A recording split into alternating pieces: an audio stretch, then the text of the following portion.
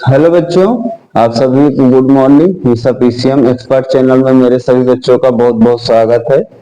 जो भी बच्चे नए हुए इस चैनल को सब्सक्राइब करें और दूसरे बच्चों के साथ भी शेयर करें, जिससे उन बच्चों को भी इन वीडियोस का बेनिफिट मिल सके।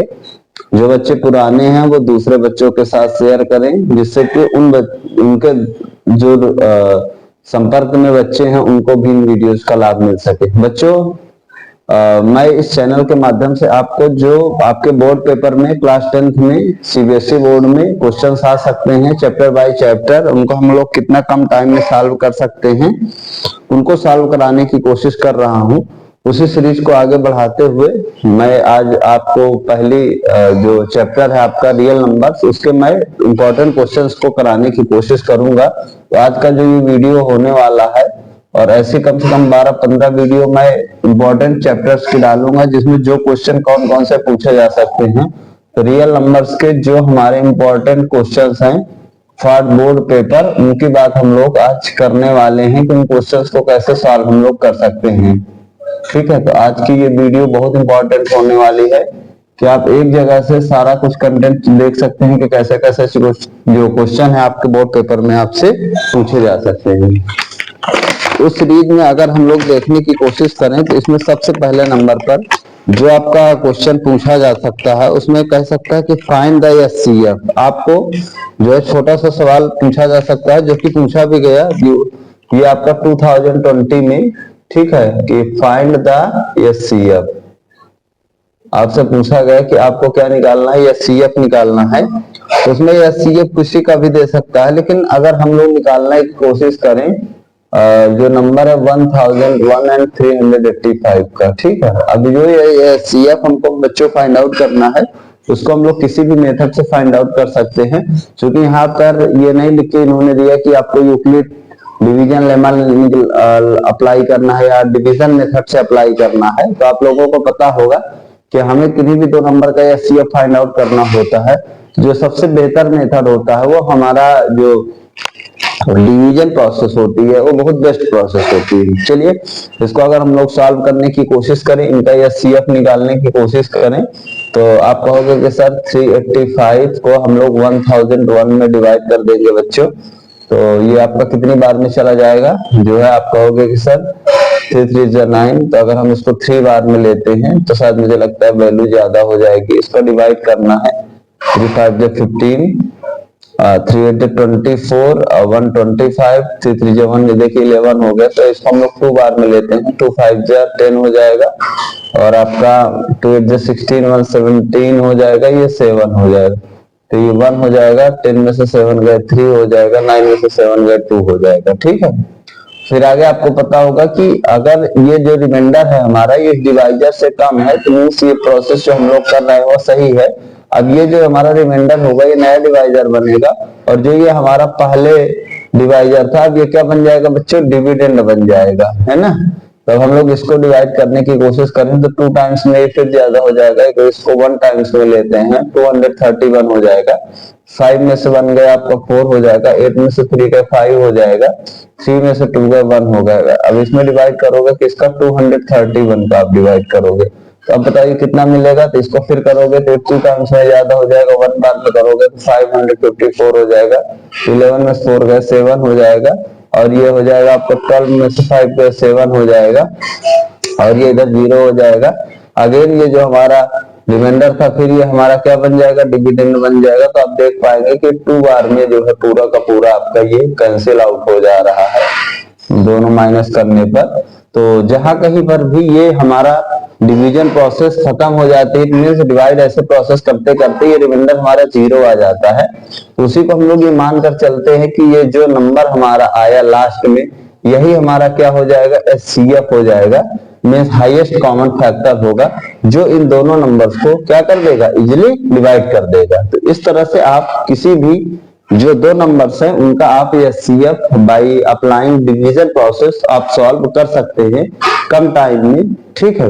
इसके बाद अगर हम लोग नेक्स्ट क्वेश्चन को सॉल्व करने की इसमें कोशिश करें, तो यहाँ पर आपको यूक्लिड डिवीजन एल्गोरिथम से हमें दो नंबर को एचसीएफ फाइंड आउट करना है। मैं हर तरीके के क्वेश्चंस को यहाँ कराने की कोशिश करूंगा जो पेपर में पूछे गए हैं, या जो पेपर में पूछे जा सकते हैं।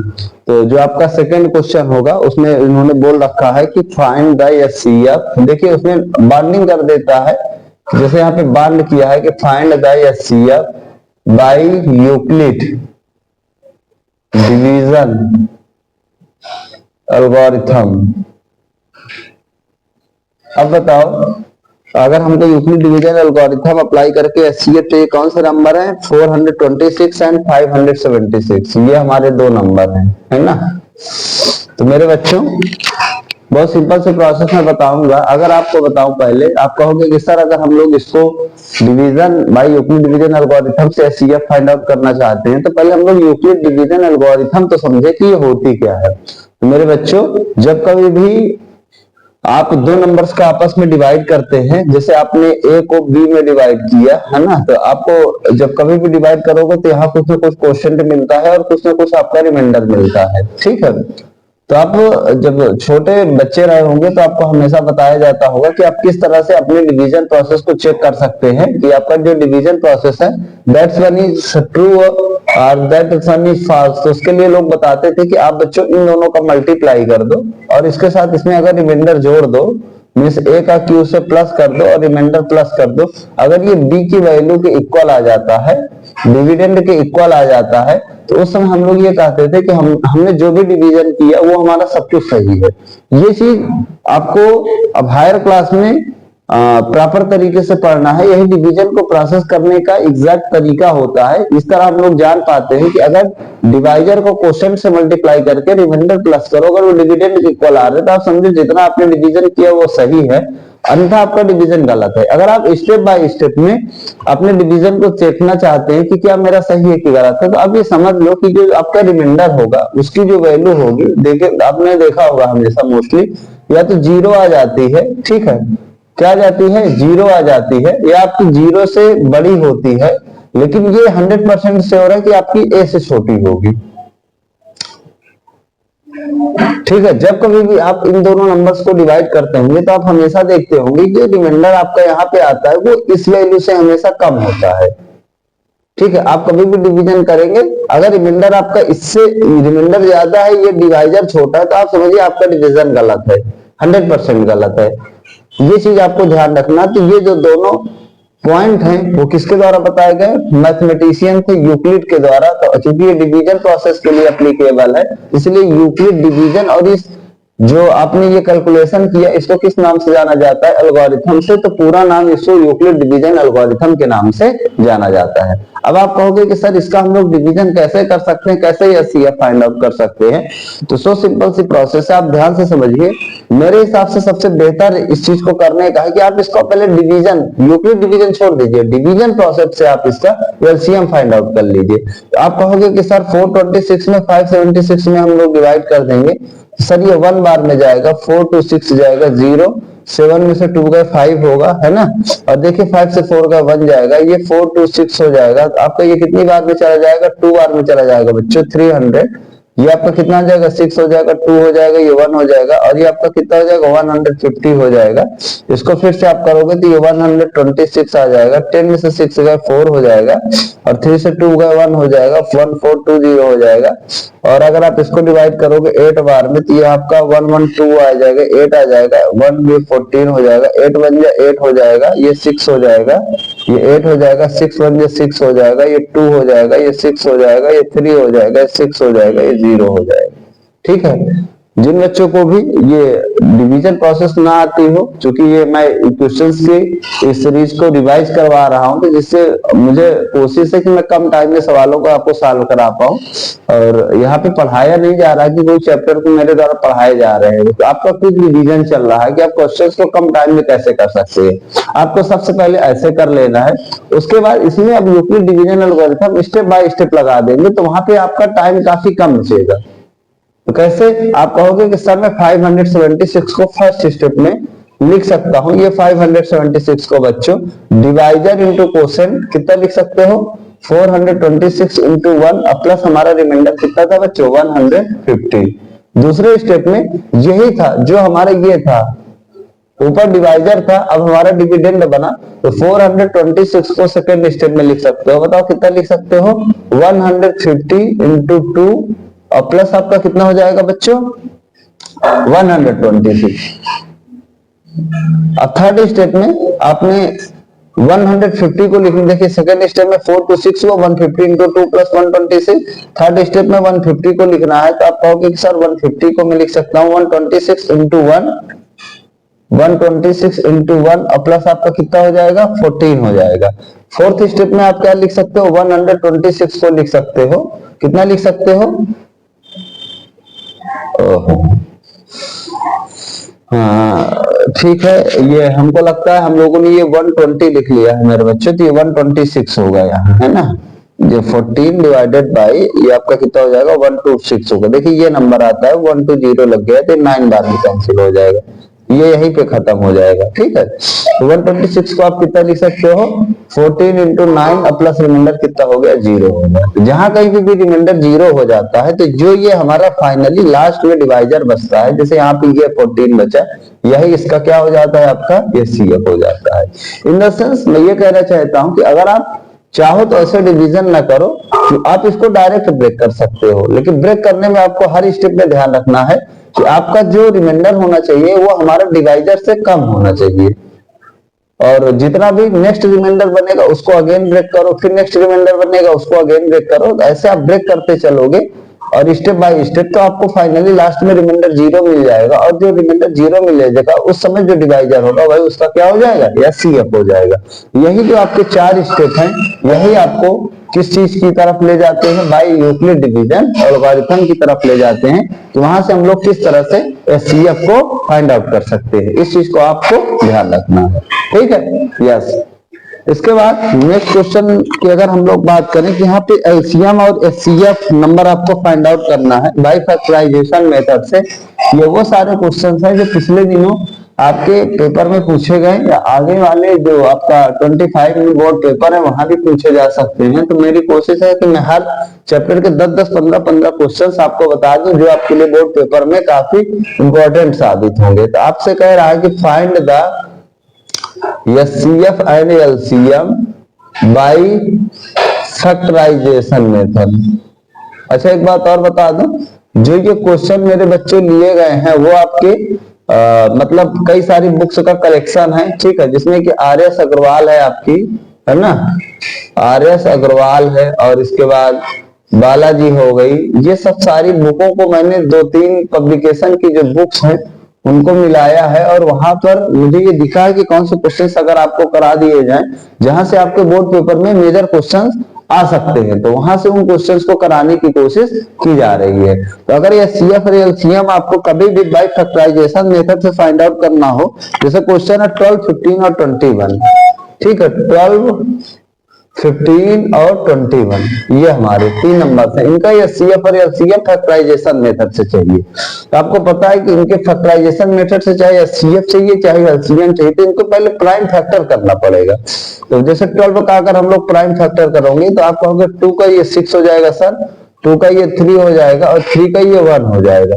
ऐसे अगर आप 15 का करोगे तो आप कहोगे कि सर 3 से ये 5 हो जाएगा, ये 5 से 1 हो जाएगा। आप कहोगे 21 का तो कहोगे आप सर 3 का ये 7 हो जाएगा, ये 7 का 1 हो जाएगा। आपने देखा कि 12 का जो प्राइम फैक्टराइजेशन हम लिख सकते हैं 2 इंटू 2 इंटू 3, 15 का हम लोग लिख सकते हैं 3 इंटू 5, 21 का लिख सकते हैं 3 मल्टीप्लाइड बाई 7। ठीक है, अब हमारा पहला नंबर होता है ये CF फाइंड आउट करना।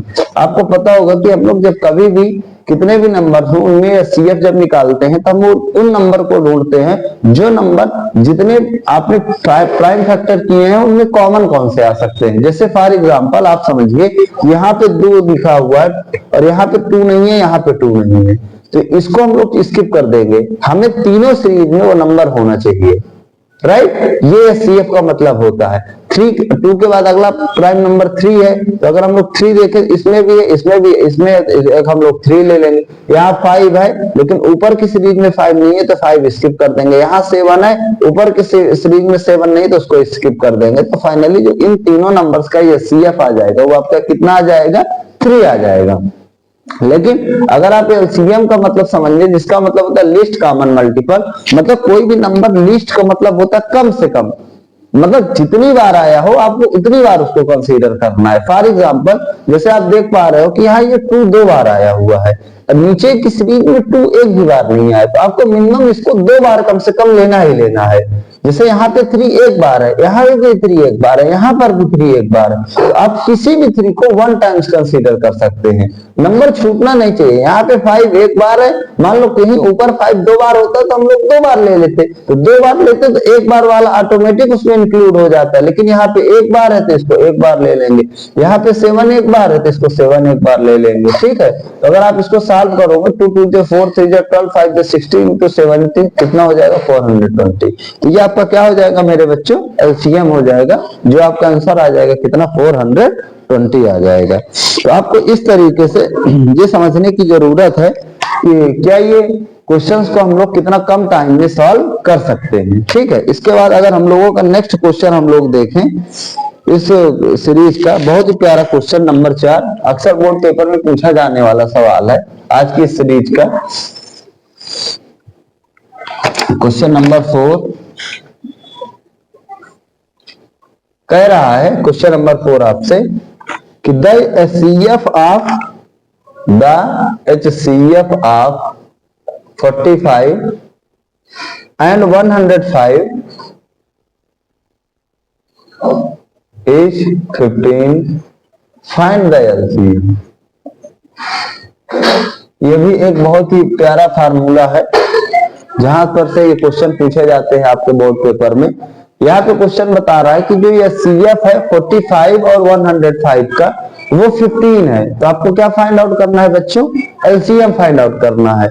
तो जैसे आपने अभी देखा, ये तो बता दो आपको फार्मूला सिर्फ 2 नंबर्स के लिए एप्लीकेबल है। अगर आपके पास 2 नंबर्स है A और B, है ना, ये क्या है आपके 2 नंबर्स हैं, 2 के लिए ही केवल एप्लीकेबल है बच्चों। उनका एचसीएफ मान लीजिए आपने x निकाला और एलसीएम मान लीजिए आपने कितना निकाला, y निकाला। भाई 2 नंबर्स होंगे तो उनका कुछ एचसीएफ निकलेगा, कुछ एलसीएम निकलेगा। तो कहता है ये फार्मूला कि इन दोनों नंबर का मल्टीप्लाई जो एचसीएफ होता है और जो एलसीएम होता है उनके मल्टीप्लाई के इक्वल आता है। ये चीज पूरी तरह से वेरीफाइड है। आप कोई भी 2 नंबर लेके उनका एचसीएफ निकालो, दोनों का एलसीएम निकालो किसी भी प्रोसेस से और नंबर्स का मल्टीप्लाई कर दो, एचसीएफ एलसीएम का मल्टीप्लाई कर दो, 100% दोनों की वैल्यू आपस में इक्वल आएगी। राइट। अगर आप कहोगे सर कि मैं ए और बी यहाँ पे समझने की कोशिश करो, ये बहुत इंपॉर्टेंट फार्मूला है, आप समझ लीजिए। यहाँ से क्वेश्चन हमेशा बोर्ड पेपर में पूछा जाता है कि प्रोडक्ट ऑफ 2 नंबर, ये 2 नंबर्स का प्रोडक्ट है, ये product of 2 number is equal to क्या मिला आपको बच्चों, एलसीएम इंटू एचसीएफ। जैसे यहाँ देख पा रहे हैं 2 नंबर है, एक 45 है एक 105 है, उसका एचसीएफ 15 है। तो मैं इस ए की वैल्यू हमारी 45 है बच्चों, बी की वैल्यू 105 है और उसका जो एचसीएफ है वो कितना हमको दे रखा है, 15 दे रखा है। हमें एलसीएम चाहिए, तो हम अगर इसमें रख दें दोनों नंबर का product 45 into 105 is equal to HCF हमारा कितना है 15 है, इंटू एलसीएम हमको फाइंड आउट करना है। तो इसको हम लोग कुछ लेट कर सकते हैं एक्स वाई या वाई लिख दीजिए, क्योंकि यहाँ नोटेशन हमने वाई दिया है। तो अब इसको अगर आप सॉल्व करने की कोशिश करो तो आप कहोगे सर एलसीएम की वैल्यू आ जाएगी 45 इंटू 105 अपॉन 15 हो जाएगा, तो 3 बार में इंटू हो जाएगा, तो आपका कितना हो जाएगा, ये हो जाएगा 315। तो यही आपका आंसर आ जाएगा। ये आपका क्वेश्चन बहुत ही प्यारा सवाल है। इस पर अलग अलग तरीके से, जैसे यहाँ पे 2 नंबर्स दे दिया, एचसीएफ दे दिया, एलसीएम पूछा है। आपको हो सकता है एचसीएफ एलसीएम एक नंबर दे दे, दूसरा नंबर पूछ ले, या मान लीजिए आपको 2 नंबर दे दे, एलसीएम दे दे, एचसीएफ पूछ ले। ये जो फार्मूला है that's one is very important और ये आपका बोर्ड पेपर के इस पॉइंट ऑफ व्यू से बहुत इंपॉर्टेंट है।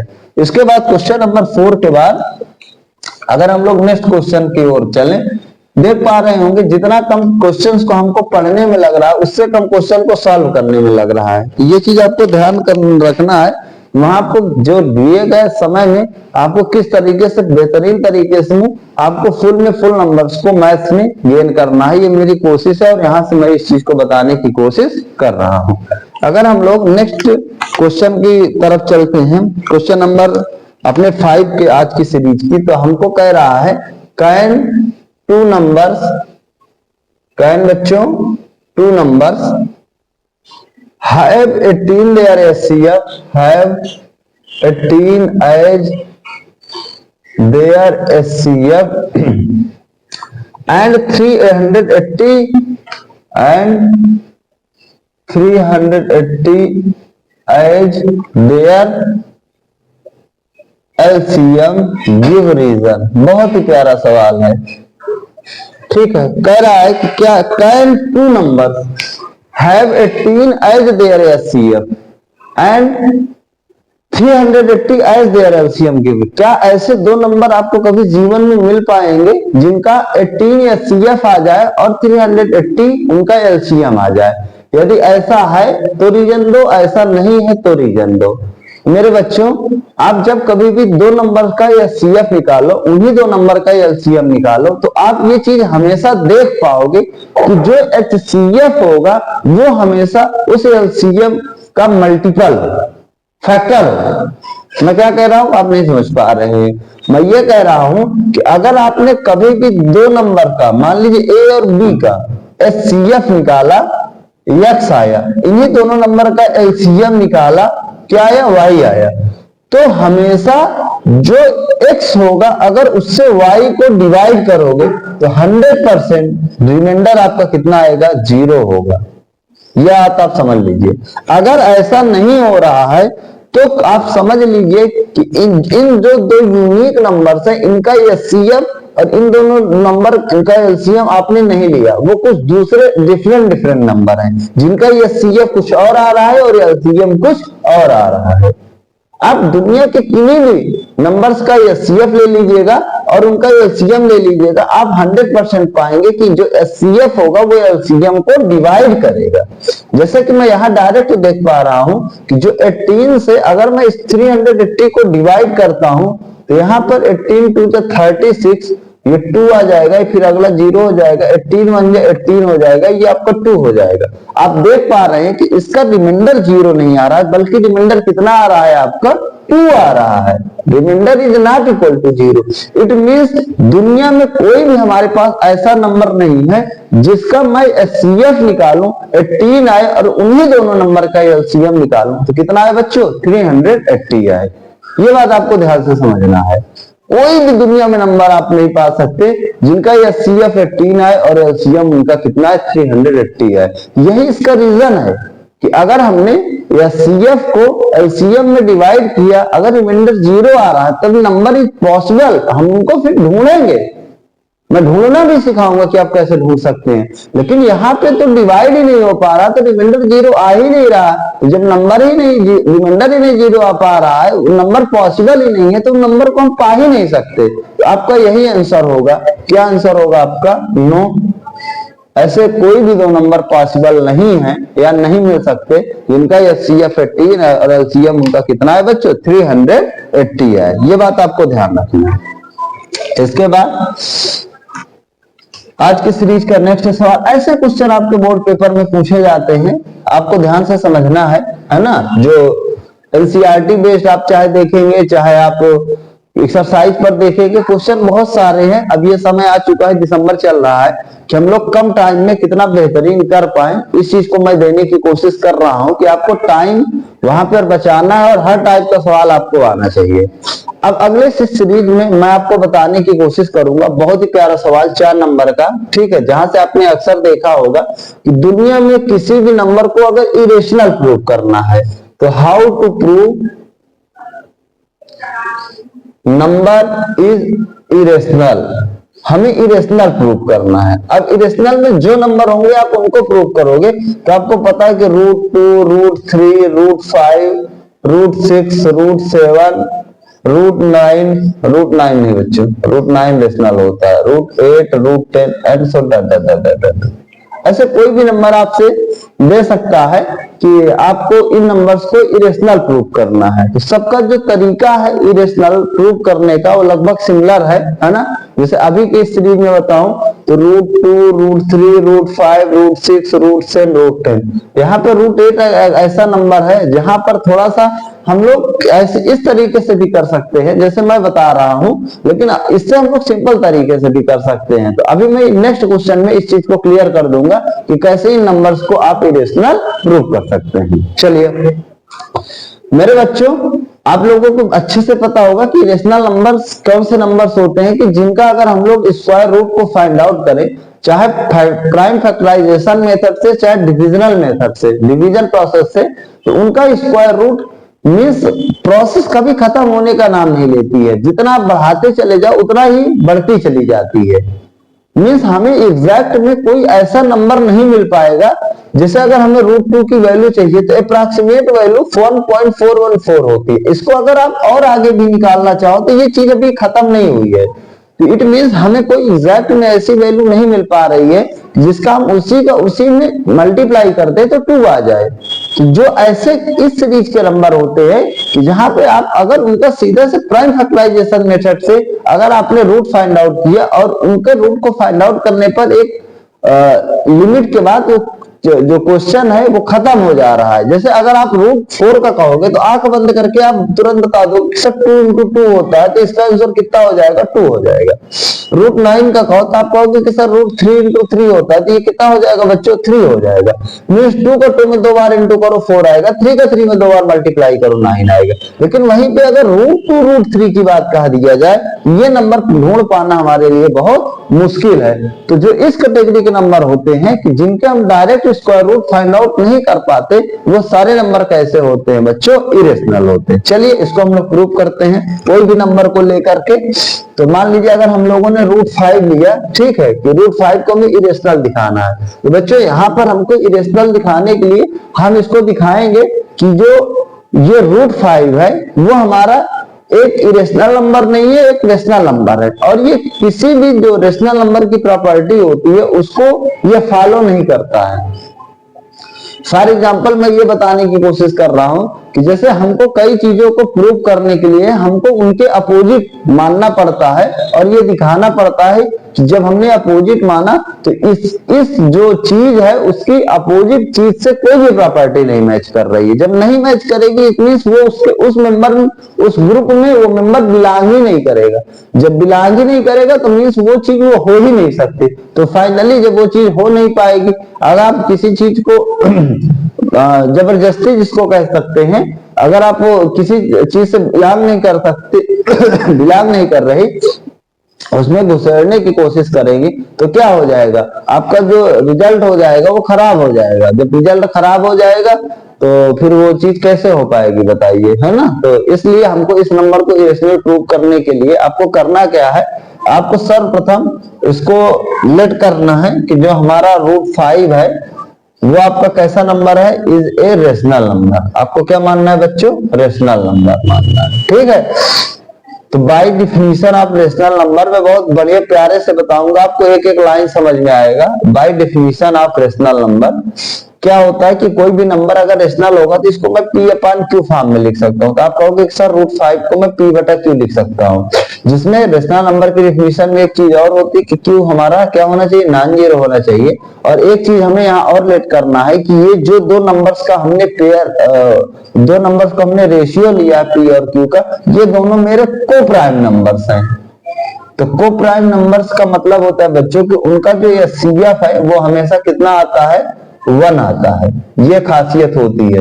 आपको कभी भी कोई दो नंबर्स दे दे और कह दे कि प्रूव करो कि ये को प्राइम नंबर्स हैं, तो आपको करना क्या है कि उन दोनों नंबर्स का SCF निकालना है। अगर SCF चाहे वो डिवीजन प्रोसेस से निकालो चाहे प्राइम फैक्टराइजेशन प्रोसेस से निकालो, अगर उनका SCF 1 आ जाए तो आप कहोगे कि ये को प्राइम नंबर्स हैं। अगर SCF 1 ना आए तो आप कहोगे कि ये को प्राइम नंबर्स नहीं है। ये चीज आपको ध्यान रखना है। चलिए तो आप समझ गए होंगे कि आपको डिफिनीशन रेशनल नंबर की अप्लाई कर देना है कि उनको दो इंटीजर के रेशियो में लिख देना है और उसमें Q नॉन जीरो होना चाहिए जिसमें पी और क्यू का एचसीएफ कितना होना चाहिए, 1 होना चाहिए, because P and Q R को प्राइम नंबर्स। ठीक है, इसके बाद इसको हम लोग थोड़ा सा सॉल्व करेंगे बच्चों। तो अगर हम लोग इसको स्क्वायरिंग कर दें दोनों तरफ, स्क्वायरिंग ऑन बोथ साइड इसको कर दे सॉल्व करने के हिसाब से, तो ये रूट हटाने के लिए रूट 5 का स्क्वायर इज इक्वल टू, बताओ ये पी अपान क्यू का स्क्वायर बनेगा, तो कितना आ जाएगा 5 is equal to P square अपान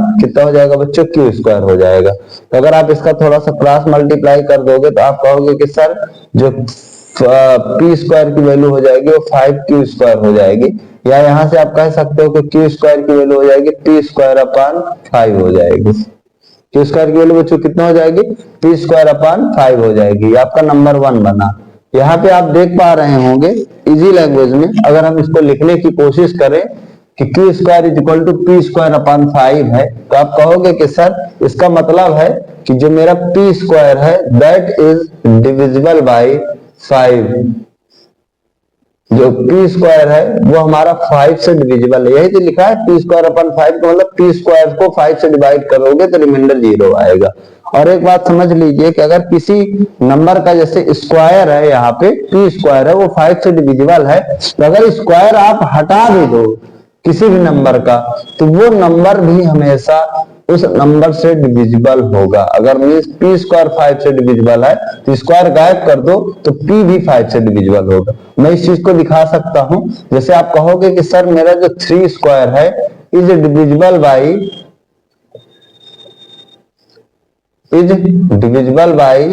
3, तो 3 स्क्वायर का मतलब क्या होता है 9 होता है। तो अगर 3 में 9 को डिवाइड करोगे तो 3 3 9 हो जाएगा, तो रिमाइंडर 0 हो जाएगा।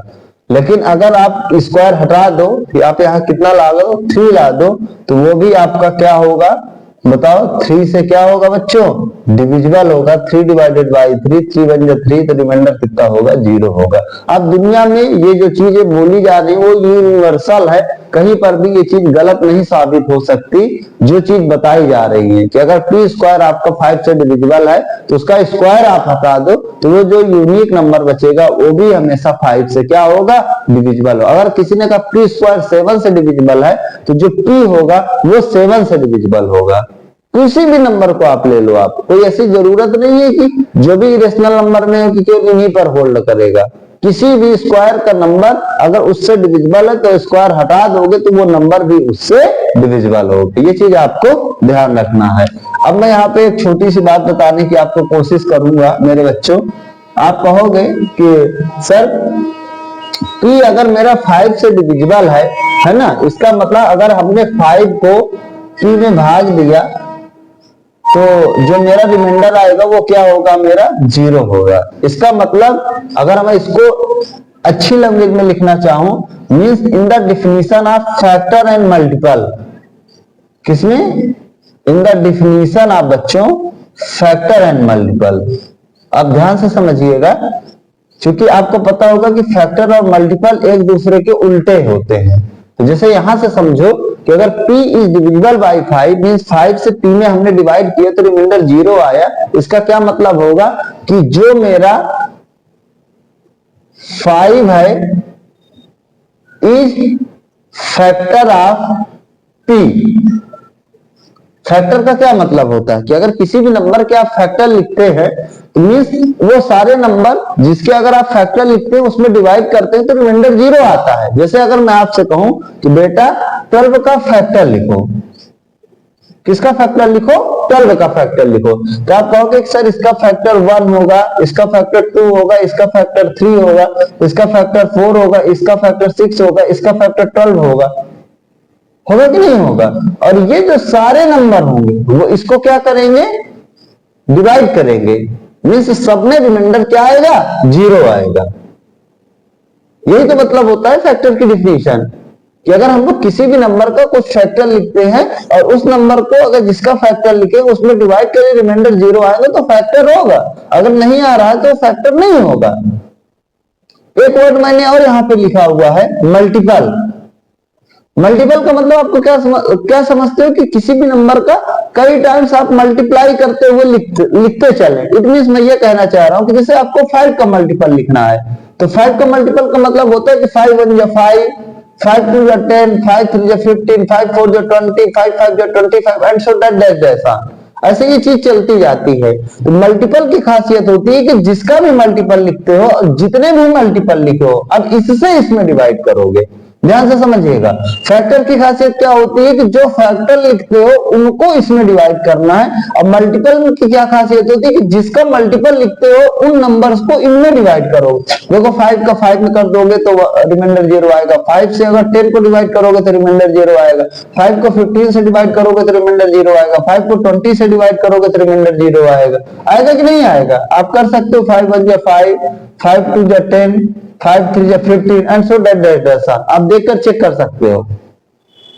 तो अगर जो आप यहां ध्यान से समझने की कोशिश करिए कि अगर ये जो P है उसमें 5 इसका एक फैक्टर है, इसका मतलब इसकी जो उल्टी डिफिनीशन होगी एक दूसरे से उल्टा है। देखिए यहाँ बड़ा नंबर था उसके छोटे छोटे फैक्टर बने, यहाँ छोटा नंबर था उसके बड़े बड़े मल्टीपल निकालते चले जा रहे हैं।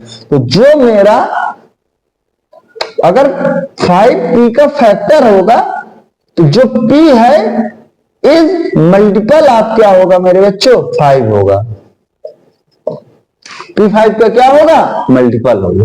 ध्यान से इस लाइन को अच्छे से समझने की कोशिश करिएगा। जो मैंने लिखा आप इस वीडियो को बैक करके 1-2 बार देखिएगा तो जरूर ये चीज आपको अच्छे से समझ में आ पाएगी।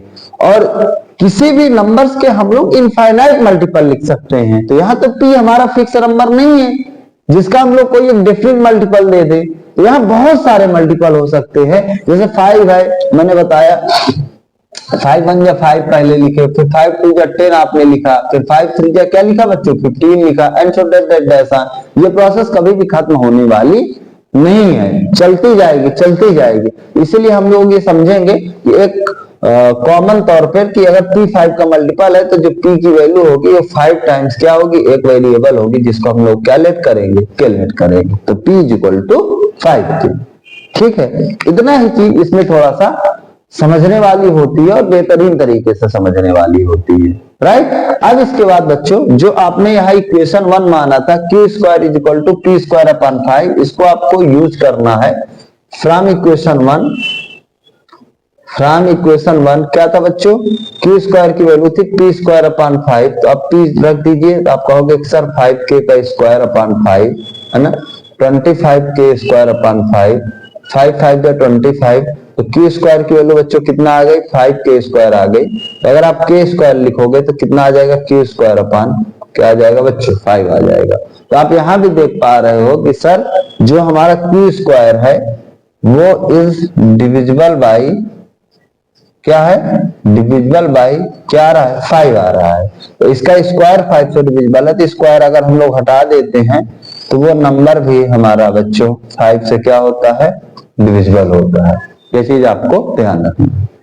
यही दोनों कंक्लूजन चाहिए था जो आपके मिले कि P 5 से डिविजिबल है और Q हमारा किससे डिविजिबल है? 5 से डिविजिबल। अगर दो नंबर एक यूनिक नंबर से डिविजिबल हो रहे हैं, P भी 5 से डिविजिबल हो रहा है, Q भी 5 से डिविजिबल हो रहा है, आपको पता होगा कि यही मेरी SCF की डिफिनीशन होती है कि एक यूनिक नंबर हो जो उन सभी नंबर्स को बारी बारी से क्या करना चाहिए? डिवाइड करना चाहिए। और उसी नंबर को हम लोग हाईएस्ट कॉमन फैक्टर के नाम से जानते हैं। इट मीन्स अगर P 5 से डिविजिबल है, Q 5 से डिविजिबल है, इट मीन्स जो हमारे SCF है वो किसका? P और Q का, उसकी वैल्यू कितना आएगी बच्चों? 5 आएगी। लेकिन आपने ये माना था कि अगर हमारा ये रेशनल नंबर होगा, ठीक है, तो उस केस में इसका ये SCF आना चाहिए P और Q का, वो कितना होना चाहिए? 1 होना चाहिए। ठीक है, but already we let if √5 is a rational number then its SCF P and Q should be 1। लेकिन आ कितना गया? 5 आ गया। इसी चीज को बोला जाता है, आप लोगों ने वर्ड सुना होगा, कंट्राडिक्शन। कंट्राडिक्शन का मतलब जिसको आप अपोजिट वर्ड कह सकते हैं कि आप करो कुछ और, रिजल्ट कुछ और निकल आए। ये रिजल्ट उल्टा क्यों निकला? क्योंकि √5 इरेशनल नंबर था, उसको आपने रेशनल नंबर मान लिया। जब आप इरेशनल को रेशनल नंबर मानोगे तो सही रिजल्ट कभी निकल ही नहीं सकता, राइट। तो यही चीज आप लिखोगे कि बाय कंट्राडिक्शन, यहां पे क्या हो गया, कंट्राडिक्शन हो गया कि जो HCF of P and Q is equal to 1 है is wrong. So √5 can never be rational number, इसलिए √5 कभी भी रेशनल नंबर नहीं हो सकता। So √5 is a irrational number. ठीक है, बहुत ही प्यारा सवाल है 4 नंबर का, जो आपसे बोर्ड पेपर में मोस्ट प्रोबेबली 100% पूछा जाएगा, तो आपको इस चीज को ध्यान से समझना है। तो ये हमारी रियल नंबर्स के कुछ क्वेश्चंस थे जो कि मैंने 5-6 कराने की कोशिश की है, जो आपके बोर्ड पेपर में पूछे जा सकते हैं। और नेक्स्ट सीरीज में हम लोग इनके बचे हुए क्वेश्चंस को भी सॉल्व करने की कोशिश करेंगे। तो ये वीडियो CBSE बोर्ड और क्लास 10th और आपके जो भी UP board Hindi English medium के सारे बच्चे हैं, उनके लिए काफी इंपॉर्टेंट हो सकती है। तो वो बच्चे इन वीडियोस का अच्छा लाभ ले सकें, और जो अपने दूसरे दोस्त हैं उनके साथ भी शेयर करें, जिनसे कि इन वीडियोस का उनको भी लाभ मिल सके। आपको बहुत बहुत थैंक यू।